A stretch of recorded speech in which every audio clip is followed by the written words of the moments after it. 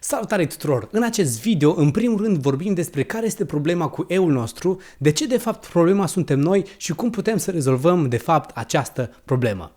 Până în secolul 20, majoritatea culturilor au crezut că principala cauză a relelor este o părere prea înaltă a omului despre sine. De-a lungul istoriei, fie că erau creștini, fie că nu erau creștini, toți ajungeau la concluzia că mândria și imaginea prea înaltă despre sine este ceva toxic și dăunează societății. Da. Dar, interesant este că în ziua de astăzi, în culturile noastre moderne, lucrurile s-au inversat deodată. Acum, în societatea asta umanistă în care trăim, acum se spune altceva. Se spune că oamenii se comportă rău din cauza că le lipsește stima de sine și că au o părere prea joasă despre ei. Deci, care e faza?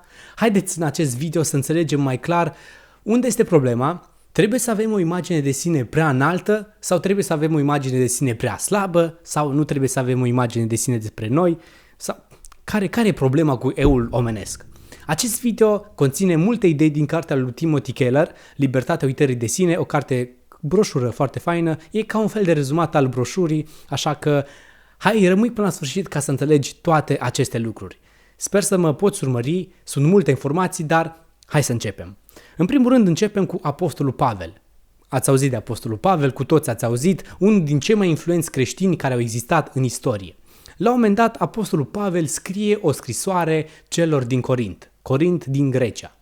În 1 Corinteni 3:21, adică în Biblie, în Noul Testament, Apostolul Pavel scria ceva de genul: nimeni să nu se fălească sau să se mândrească.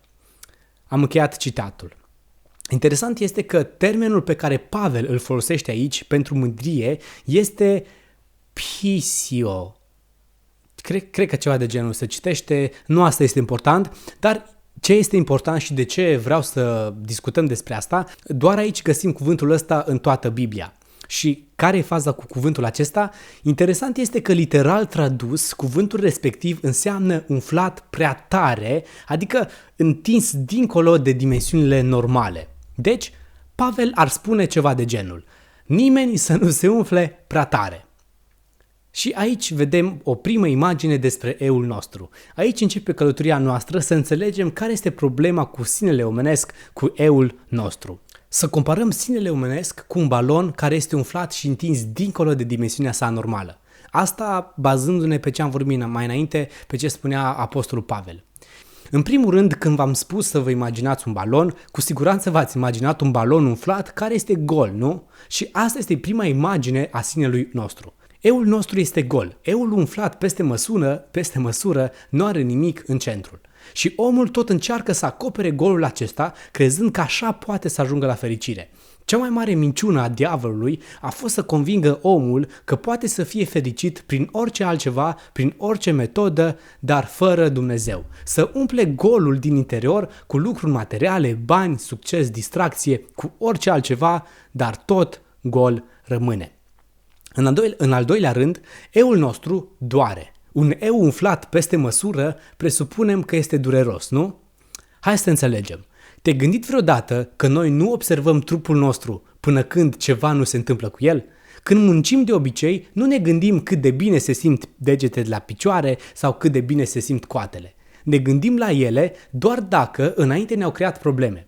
Aceasta fiindcă diferite părți ale corpului atrag atenția asupra lor doar dacă ceva este neregulă cu ele. Când ne lovim la un deget de la picior, ne concentrăm toată atenția asupra lui. Dar când este bine mersi, când nu ne doare nimic, parcă uităm că avem degete la picioare. Nu-i așa? Ați înțeles ideea. Eul nostru de asemenea doare, fiindcă este ceva incredibil de neregulă cu el. El atrage întotdeauna atenția asupra lui însuși și face acest lucru zilnic, mereu și mereu, în fiecare zi, atrage atenția asupra lui. Ne face să ne gândim mereu cum arătăm și cum suntem tratați. Oamenii spun uneori că sentimentele lor sunt rănite, dar sentimentele noastre nu pot fi rănite. Eul nostru este de fapt cel rănit, conștiința noastră de sine, identitatea noastră. Simplu fapt că umblu nu face ca degetele la picioare să mă doară. Acestea mă dor numai dacă ceva este deja neregulă cu ele. Eul meu nu m-ar putea durea dacă n-ar fi ceva teribil de neregulă cu el. Mai sunteți aici? Ați înțeles? Eul meu nu este niciodată fericit. El atrage tot timpul atenția asupra sa. Dacă eul nostru este gol, apoi este și dureros. În al treilea rând, este incredibil de activ. Atrage mereu atenția asupra lui și face două lucruri tot timpul. Compară și se laudă. Compară și se laudă mereu cu alți oameni și... Ați înțeles, este mereu activ. Eul nostru este nesătul, este ca o gaură neagră. Nu contează cât de mult arunc în el, dulapul este tot gol. Pun tot felul de lucruri în el, în fiecare dimineață îl hrănesc și seara tot este gol. Hai să înțelegem acum cum arată un sine transformat și cum putem rezolva problema sinelui nostru. Hai să ne uităm la exemplul apostolului Pavel, nu? Dacă tot despre el am vorbit. În scrisoarea lui către cei din Corint le mai scrie următoarele lucruri: cât despre mine, mai puțin îmi pasă dacă sunt judecat de voi sau de un scaun omenesc de judecată. Ba încă, nici eu însumi nu mă judec pe mine, căci n-am nimic împotriva mea. Cel ce mă judecă este Domnul. Am încheiat citatul. Interesant, nu? Pavel ne spune că nu-l interesează ce crede oricine despre el. De fapt, identitatea lui nu datorează nimic părerii altora. Este ca și cum le-ar spune: nu pasă ce credeți, nu pasă ce crede oricine. Dar cum putem ajunge ca noi să nu mai fim controlați de ceea ce cred alții, de ceea ce spune societatea sau chiar ce spunem noi despre noi? Societatea din ziua de astăzi ar răspunde că e simplu. Nu trebuie să-ți pese ce zic alții, trebuie să-ți pese doar ce crezi tu despre tine. Dacă ai o stimă prea scăzută de sine, trebuie remediată cu o stimă mai înaltă de sine. Dar totuși fiți atenți. Apostolul Pavel are o altă abordare. El a mers mai departe de atât. Nu a vrut să se judece nici măcar pe el însuși. Cu alte cuvinte, el a spus așa: nu pasă ce credeți voi, dar nu-mi pasă nici ce cred eu despre mine. Am o părere prea joasă despre ce credeți voi despre mine, dar și o părere joasă despre ceea ce cred eu despre mine. Totuși, Pavel era sigur pe el. Pavel avea o încredere puternică în sine. Și de ce spun asta? Pentru că apostolul Pavel a fost unul din cei mai influenți oameni din istoria omenirii, cel mai influent creștin. A avut o greutate enormă, o influență extraordinară în istoria creștinismului și a mers în foarte multe locuri și a vorbit despre Dumnezeu. Și asta ne arată că a avut o încredere în sine puternică.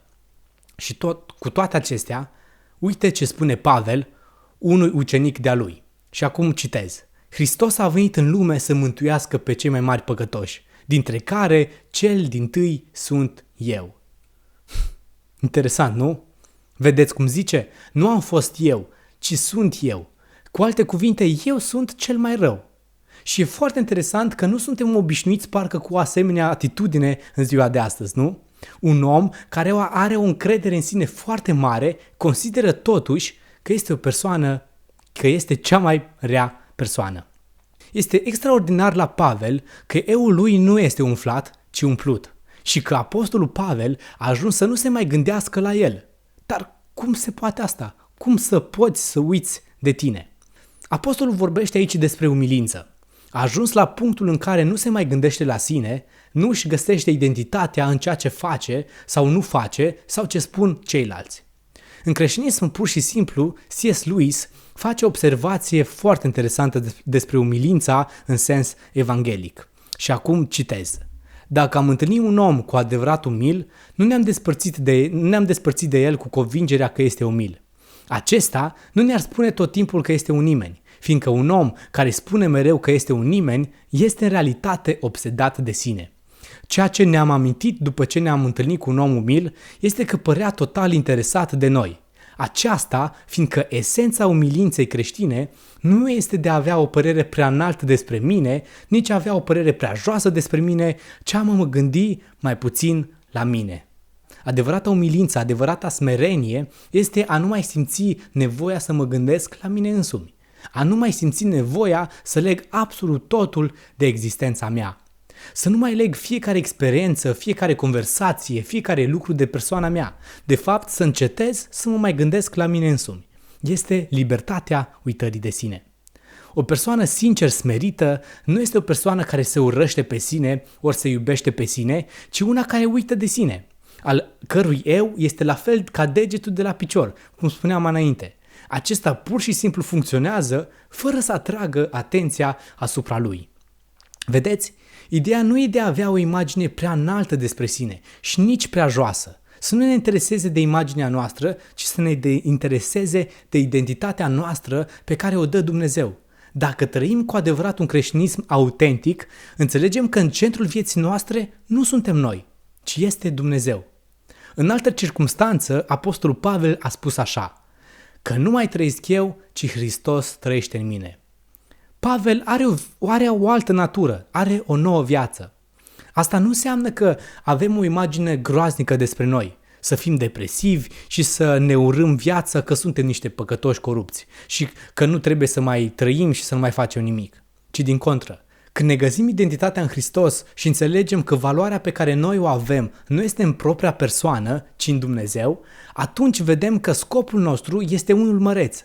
Dacă ești cu adevărat un creștin autentic, cu adevărat ai avut parte de o schimbare a vieții, atunci Dumnezeu vine și locuiește în tine. Și viața ta are o valoare imensă, dar nu datorită ție, ci pentru că Dumnezeu trăiește în tine.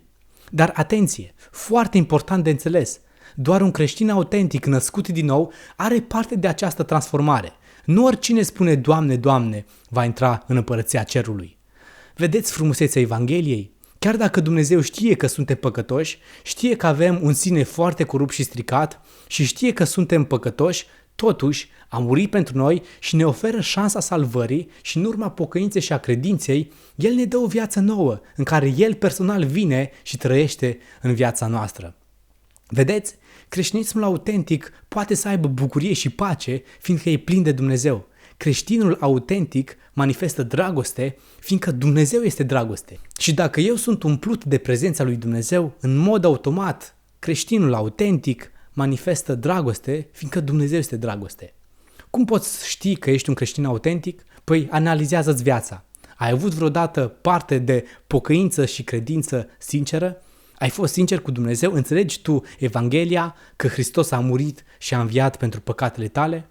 Toți suntem păcătoși și avem o natură coruptă și păcătoasă. Toți merităm să fim pedepsiți, dar Hristos a luat pedeapsa în locul tău și a murit și a înviat. Ca tu să mori față de tine și Hristos să te aducă la o viață nouă în care nu mai ești tu centrul vieții, ci El este. El personal devine centrul vieții tale. Problema principală suntem noi. Vedeți, eul nostru este problema. Și e atât de greu să-ți dai seama asta pentru că e atât de subtil să ai o viață centrală pe tine. Și e ca o boală care atacă așa subtil pe creștini și mai ales pe creștini. Pentru că dacă un creștin ajunge să fie centrat pe sine, chiar în lucrurile spirituale și se gândește numai la sine și el vrea să iese în evidență, este păcălit maxim de diavol. Nu te mai minți singur, spunând că faci lucruri pentru Dumnezeu, când de fapt imaginea ta este în joc. Cât de mulți sunt dispuși să facă lucruri ascuns, fără să afle nimeni? Aia este adevărata slujire. Tot la tine te gândești când ajuți pe ceilalți. Mi se pare destul de penibilă o astfel de atitudine și totuși sunt atât de mulți creștini care fac lucruri spirituale, dar ei sunt în centru. Hei, nu! Cât timp tu ești în centru, aia nu e slujire și nu e Dumnezeu acolo. Ce înseamnă în mod practic să nu mai ai viața centrată pe tine? Ai putea să renunți în a pune mereu poze cu tine pe Instagram? Uite, zic și eu, un lucru mic. Cât de mică este acțiunea asta, dar de fapt cât de multe spune despre noi. De ce vrem atât de mult să fim văzuți de ceilalți în continuu și în continuu, apreciați? Eul nostru cere atenție. Sinele nostru este tot mai activ și cere tot mai multă atenție asupra lui. În mod practic, ce trebuie să facem? În mod practic, ce putem să facem? Să ne pocăim. Poate niciodată nu l-ai cunoscut pe Hristos. Și un om care nu e născut din nou, un om care nu are o relație cu Hristos, în mod clar are o viață centrată pe sine, un eu umflat și gol care încearcă să-l umple. Prin Hristos primim o viață nouă, un eu nou, un sine nou, care este umplut de toată bucuria și pacea lui Dumnezeu. Când ne întâlnim cu Hristos, El ne schimbă viața, ne dă o viață nouă și vedeți, aici este toată treaba. Nu mai trăiesc eu, ci Hristos trăiește în mine. Richard Wurmbrand spunea că Isus nu vrea să fie considerat doar un El. Condiția pentru ca Hristos să fie adevărul este acesta. El trebuie să rămână pentru totdeauna eu. El zice, eu sunt adevărul. Isus nu a zis niciodată că El este adevărul, ci eu sunt adevărul. Dacă vreau să am adevărul și să fiu adevărul, trebuie să mor față de eul meu și să rămână doar eul lui Dumnezeu. Luther spunea, creștinul este Hristos. Trăiesc, dar nu mai trăiesc eu, ci Hristos trăiește în mine. Dumnezeu contrazice mereu noțiunea unui eu al nostru, ca opus a eului său. La un moment dat, în Vechiul Testament, un om al lui Dumnezeu, Ieremia, refuzase chemarea de a deveni proroc și el îi spune lui Dumnezeu următoarele cuvinte. Eu sunt un copil. Dar Dumnezeu îi răspunde, nu zice eu sunt un copil, căci eu sunt cu tine. Foarte interesant jocul de cuvinte, nu? Nu zice eu, căci eu. Unde eul lui Dumnezeu intervine, eul nostru nu mai contează. Tot Richard Wurmbrand spunea că cerul cred că este cel mai strâmt loc din univers.